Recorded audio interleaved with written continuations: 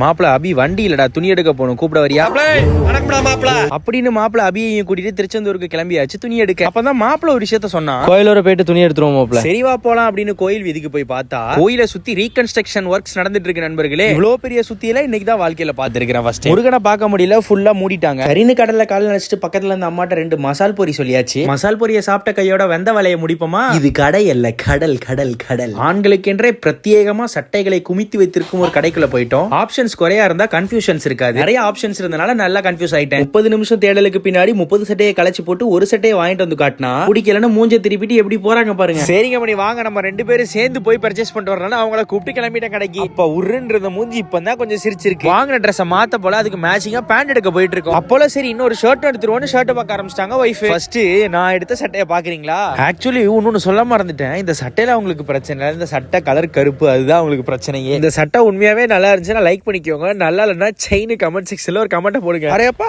அதான் வேற சட்டை வாங்கியாச்சு, அப்புறம் இன்னும் மூஞ்சி முன் இருக்கு. இன்னைக்கு இங்க 2வது நாள் திருவிழா. எங்க தெருவில் இருக்கிற குலதெய்வம் சாமி கோயில்ல கடைசி நாள் திருவிழா. 2வது நாள் திருவிழா ஒரு 8-8:30 மணிக்கெல்லாம் இங்க முடிஞ்சிடும். சோ இதை அட்டன் பண்ணி முடிச்சுட்டு எங்க தெருவில் இருக்கிற கோயிலுக்கு ஒரு 11:30 மணிக்கு போல போயிட்டேன். 12 மணி ஜாம பூஜைக்கு எல்லாரும் ரெடி ஆயிட்டாங்க. ஊர் மக்கள் ஒன்னா கூடி இருக்கவே சாமியும் ஆட ஆரம்பிச்சிட்டாங்க. சாமி இருக்கு இல்ல, இவங்க சாமி வந்துதான் ஆடுறாங்க இல்ல இவங்க சும்மாவே ஆடுறாங்கன்ற டிபேட்டுக்குள்ளலாம் நான் போக விரும்பல. சாமி கும்பிடும் போது அது எந்த சாமியா இருந்தாலும் சரி, சாமி கும்பிடும் போது எனக்கு ஒரு ஆத்ம திருப்தி கிடைக்குது. என் ஊர் மக்களை நான் காத்து நிப்பேன்பா, என்ன நம்பி இருக்கிறவங்கள நான் வழி நடத்துவேன்பான்னு சாமி சொல்லும் போது ஒரு பாசிட்டிவ் வைப் கொடுக்குது. அதுக்காகவே நம்ம கோயிலுக்கு போலாம். சர்ச் திருவிழா போகும் அதே தான். வாழ்க்கைக்கு தேவையான நிறைய நம்பிக்கையை ஊட்டும் கதைகளை சர்ச்லயே சொல்லுவாங்க. மறுபடியும் ஒரு தடவை வீடியோ எண்ட்ல சொல்றேன், இந்த சட்டை நல்லா இருந்துச்சுன்னா வீடியோவை லைக் பண்ணிக்கோங்க, நல்லா இல்லைன்னா கமெண்ட்ஸ்ல சைன்னு ஒரு கமெண்ட் போடுங்க. அப்ப நாங்க உத்தரவு வாங்கிட்டுங்களா?